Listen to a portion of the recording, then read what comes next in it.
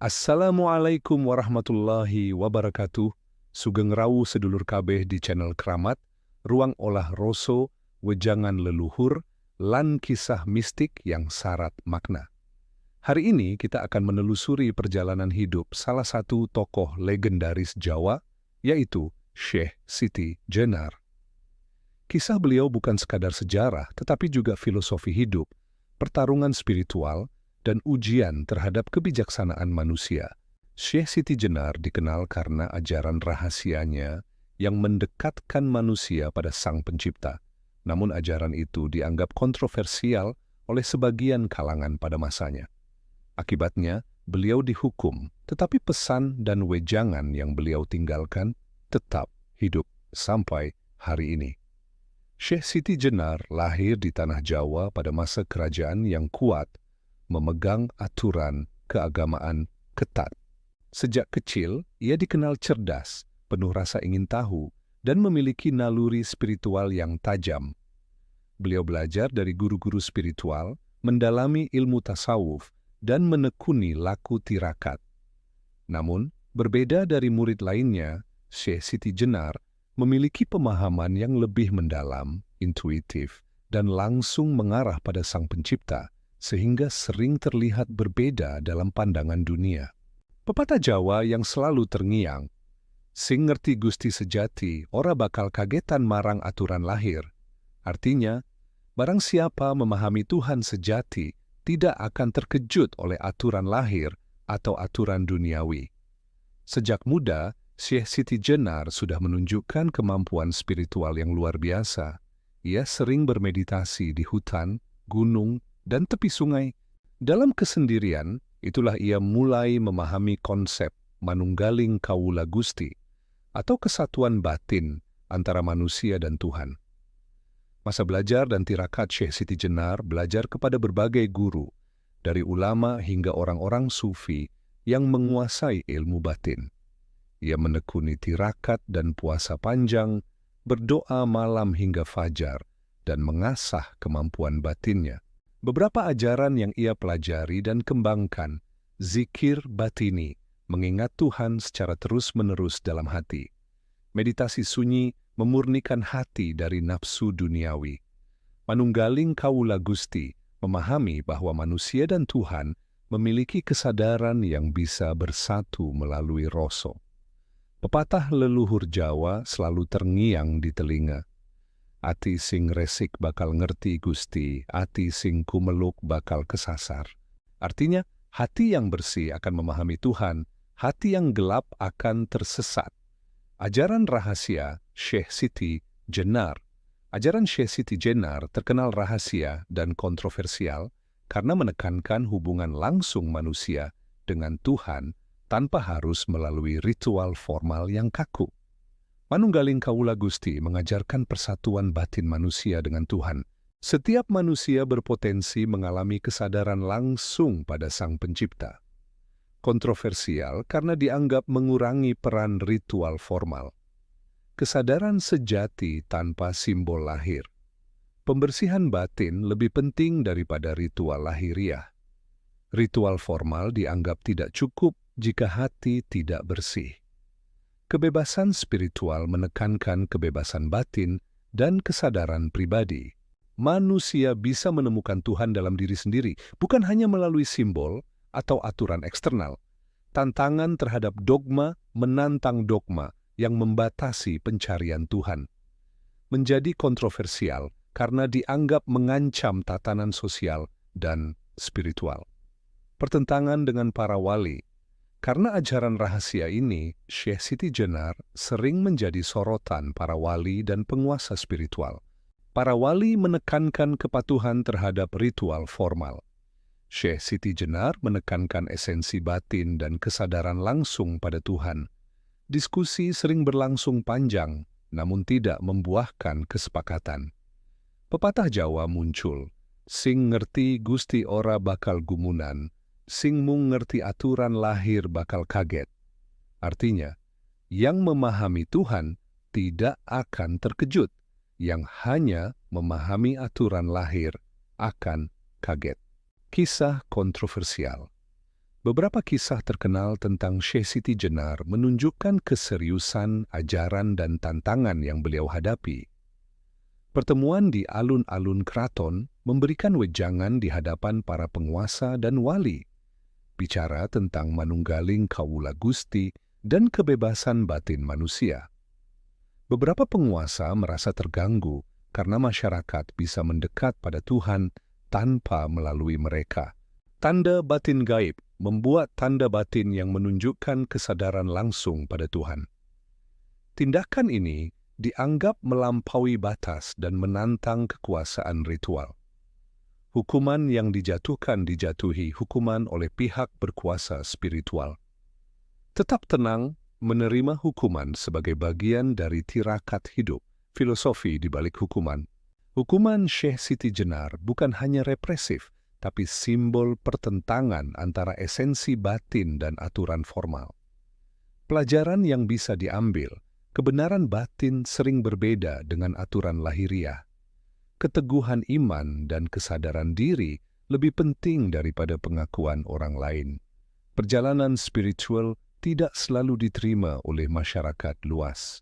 Hikmah ajaran Syekh Siti Jenar, kesadaran batin lebih penting daripada simbol lahir.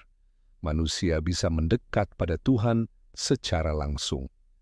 Kebebasan spiritual memerlukan keteguhan hati. Konflik dengan dunia lahiriah adalah bagian dari perjalanan. Ilmu sejati adalah menguasai diri sendiri. Kisah Syekh Siti Jenar bukan sekadar legenda.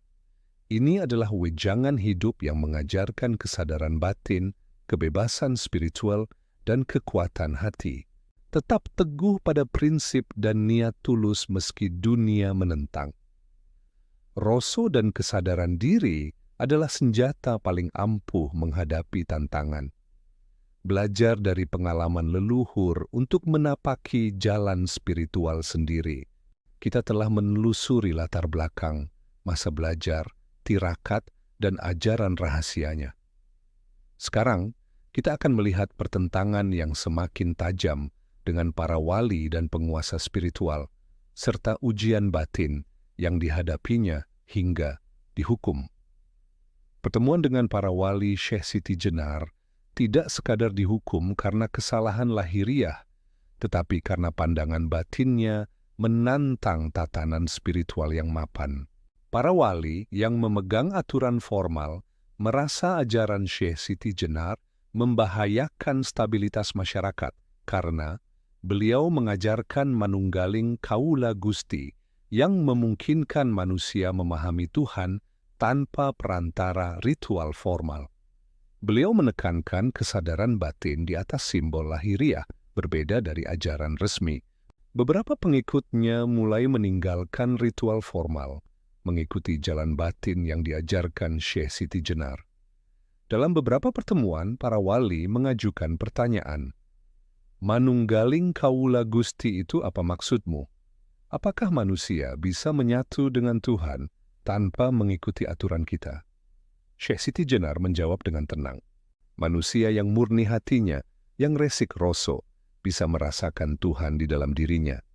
Tidak perlu simbol lahir, karena Tuhan ada di setiap napas dan rasa." Para wali tercengang, sebagian merasa tersinggung, karena ajaran itu dianggap menentang otoritas ritual. Ujian batini yang berat Syekh Siti Jenar menghadapi ujian batin yang luar biasa, godaan duniawi, harta, kedudukan, dan pujian masyarakat. Ketakutan akan hukuman, ancaman fisik, pengasingan, dan cacian. Kesepian spiritual, banyak teman belajar menyingkir karena takut terlibat. Meski demikian, beliau tetap teguh pada ajaran batin dan tirakatnya, menekankan, "Ati resik lan waspada, Gusti maringi pangayoman." Artinya, hati yang bersih dan waspada, Tuhan memberikan perlindungan. Pertentangan terbuka. Konflik menjadi semakin terbuka ketika Syekh Siti Jenar berbicara di hadapan masyarakat luas.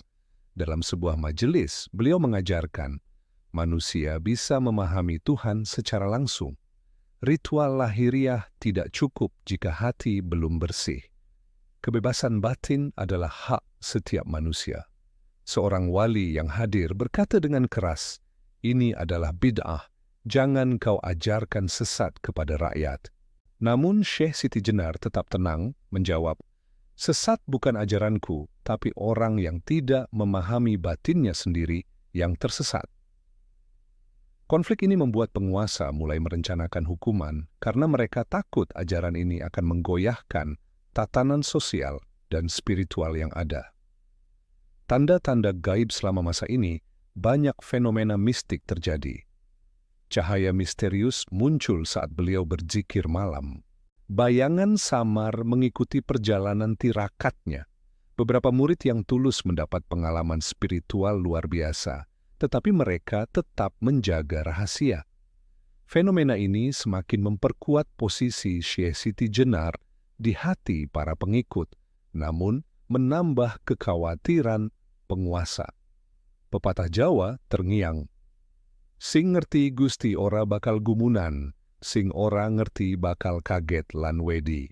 Artinya, yang memahami Tuhan tidak akan terkejut, yang tidak memahami akan takut dan panik. Konflik yang memuncak penguasa dan para wali akhirnya memutuskan untuk menghukum Syekh Siti Jenar. Hukuman ini bukan sekadar fisik, tetapi simbol pertentangan batin dan spiritual. Beberapa versi legenda menyebut hukuman berupa eksekusi fisik di tempat umum. Versi lain menyebut pengasingan ke tempat terpencil. Yang pasti, Syekh Siti Jenar tetap tenang, menerima hukuman sebagai bagian dari ujian spiritual.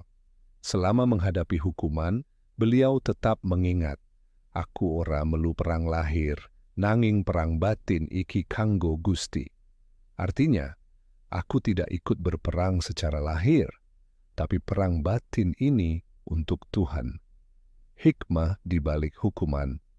Hukuman Syekh Siti Jenar mengandung pelajaran mendalam. Pertentangan lahiriah versus batiniah, dunia dan aturan manusia sering bertentangan dengan kesadaran batin. Keteguhan hati adalah kunci meski dihukum. Keteguhan batin menjadikan jiwa tetap damai. Kebebasan spiritual membutuhkan pengorbanan. Tidak semua orang siap menerima jalan batin.